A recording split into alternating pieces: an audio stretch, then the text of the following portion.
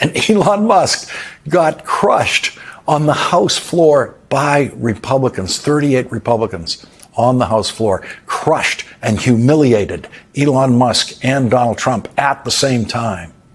Republican speakers of the House in the 21st century have repeatedly had to deal with some of the most ignorant and irreversibly stupid members of the House of Representatives in history. None more ignorant or more irreversibly stupid about legislating than Elon Musk. Donald Trump's second term hasn't even begun, and it's already a disaster. Like all of us predicted, like we tried to tell so many people, but unfortunately, voters didn't listen, and now they're learning because we are on the verge of government shutdown. And even if it doesn't happen, it'll display the incompetence of not only Donald Trump and Elon Musk, but every Republican in government who is backstabbing and bickering and unable to get a deal through because they don't know how to do this, and they've proved that time and time again, and they're so dysfunctional at this point that even Republicans loyal to Donald Trump are calling him out and stabbing him in the back,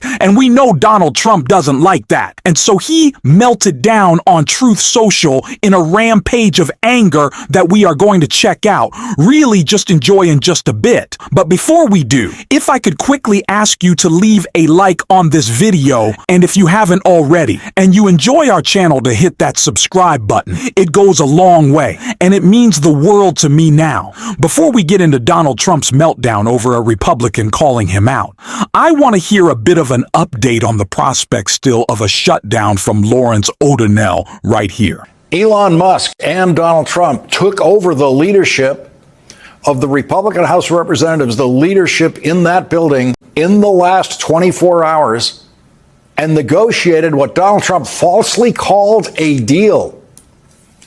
The problem was they were negotiating with themselves. In Congress, a deal is compromise legislation that creates enough votes, and you know ahead of time that it creates enough votes, to pass a bill through the House and then pass it through the Senate with enough votes, and then with the agreement that it will be signed by the president. That's a deal.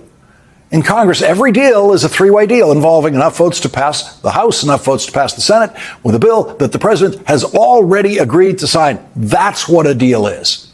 It was impossible for Donald Trump and Elon Musk to make a deal without negotiating with Chuck Schumer, the Democratic leader in the Senate, and President Biden. There is no deal in Washington now without President Biden's signature, something Elon Musk apparently doesn't know. But still, Donald Trump said, quote, Speaker Mike Johnson and the House have come to a very good deal for the American people. That's what he said earlier today. Republican Speaker of the House Mike Johnson obviously realizing that both Elon Musk and Donald Trump are legislatively insane, decided to let the insane and impossible Musk-Trump bill come to a vote in the House tonight. This is Washington. This is how the lawmaking is done. It's a long process. Sometimes it takes a while to reach consensus, but we're going to do the right thing here tonight. No. That was not how lawmaking was done. Mike Johnson knew when he was saying that the legislatively insane Musk-Trump bill was going to fail spectacularly when the House voted a few minutes later. After a relentless 24 hours of pressure from Elon Musk, the richest person in the world, who is obviously the richest person in the history of Republican politics, 36 Republican members of the House, 38 Republican members of the House of Representatives said no to Elon Musk. 38 Republican members of the House said no to Donald Trump. After having their political futures threatened by both Donald Trump and Elon Musk, Trump and Musk said that anyone who voted against this deal should be knocked out of office in the next election. They threatened the political lives of those 38 members of the House. Donald Trump threatened Republicans who didn't vote for this bill today, saying they, quote, should be primaried and disposed of as quickly as possible.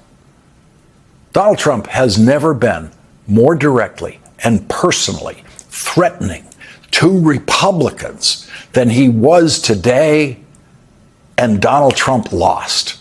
Donald Trump's threats meant nothing to 38 Republican members of the House. Elon Musk's threats and his billions meant nothing to 38 Republican members of the House. So far, Elon Musk has failed at every public lobbying attempt he has made since the presidential election. Elon Musk told Republican senators who they must vote for majority leader next year, and Republican senators said no. Elon Musk candidate came in third in the election for the Republican majority leader of the Senate next year. Elon Musk's support meant nothing to Republican senators.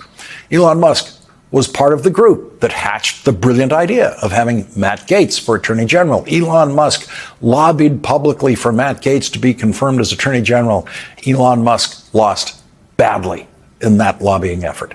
And then yesterday, Elon Musk decided to tell the Republican Speaker of the House and the Republican members of the House of Representatives that the bill that they negotiated to pass the House, pass the Senate, and be signed by President Biden was no good. And so Speaker Johnson, in effect today, said to Elon Musk and Donald Trump, go ahead, show us how to do it. And Elon Musk got crushed on the House floor by Republicans, 38 Republicans on the House floor, crushed and humiliated Elon Musk and Donald Trump at the same time.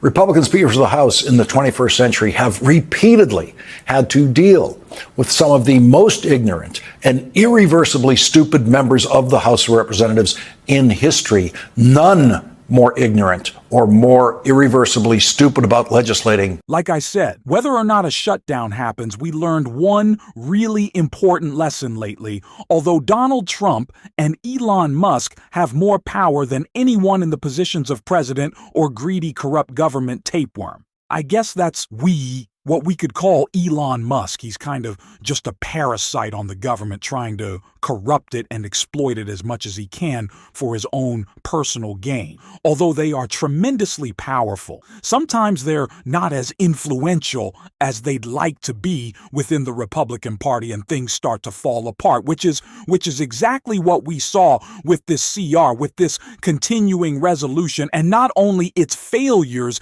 in an attempt to get through in multiple different forms, but what it contains. We talked previously about how Elon Musk wanted to cut out $190 million in pediatric cancer research out of the continuing resolution because that's government waste. He thinks fighting childhood cancer. It's insane. But another element of this that was called out was done. So by Republican Chip Roy, it triggered Donald Trump in a 2A meltdown. And I want to get into that right here. Fact of the matter is, $330 billion.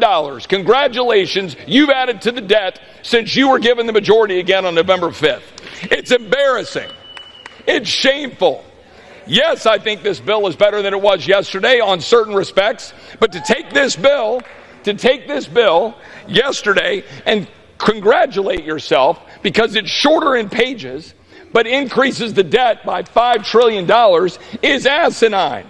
And that's precisely what Republicans are doing. I'm absolutely sickened by a party that campaigns on fiscal responsibility and has the temerity to go forward to the American people and say, you think this is fiscally responsible.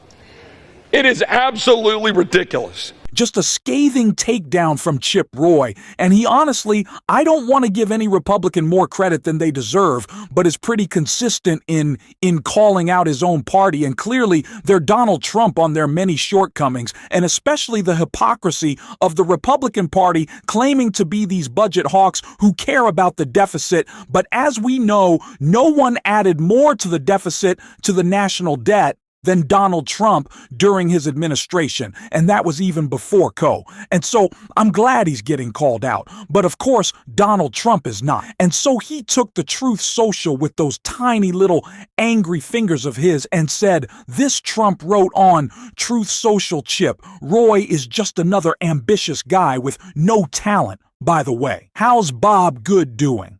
I hope some talented challengers are getting ready in the great state of Texas to go after Chip in the primary. He won't have a chance. So Donald Trump already calling for a primary of Republican Chip Roy after just a little bit of rightful criticism. I was just going to say a little bit of criticism, but rightful criticism, and he's already losing it. MAGA is already eating their own, and most new members of Congress, all new members of Congress, haven't been sworn in yet, and this is the state of the Republican Party, just in complete and total disarray. It is funny to watch if it wasn't so sad, but this is the state of affairs, and we have to continue to point out how Republicans are only causing this chaos, only potentially shutting down the government because they don't care. They don't care that if you're trying to get home for the holidays and the government shuts down, that TSA workers will be unpaid and maybe on the most limited staffs possible. They don't care about families taking trips to national parks for the holidays that would close. They don't care about veterans, hospitals that would close in the winter. They don't care about any of that. They don't care that federal employees wouldn't be paid and might not be able to afford Christmas presents. They don't care about that. They don't care about anyone's family. They only care about their own wealth. And the perfect example of that is co-president Elon Musk, who Elizabeth Warren absolutely slammed in a great clip right here. And this is on them. And it really is the reminder who now runs the Republican Party. And it's Musk. He's the one who started tweeting at 4:30 this morning about what a bad deal this was and how terrible it was. And Donald Trump trails along much, much later and says, yeah, terrible deal. And then Donald Trump is the one who says, maybe we should get rid of the debt ceiling altogether.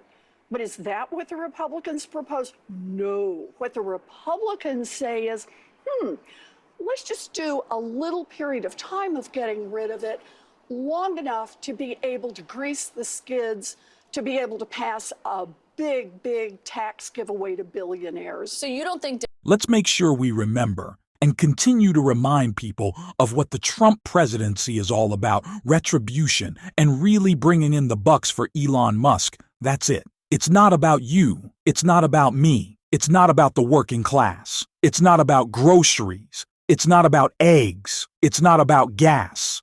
It's about Elon's pockets, and it's about Donald Trump's political opponents. That is it. And we need to continue to talk about that every single day. And we are going to, as you know, on this show. And if you want to support that, as always, you can hit that subscribe button. You can leave a like on this video. And if you're stuck around at the end, you can drop a blue heart in the comments. And until next time, I'll see you soon.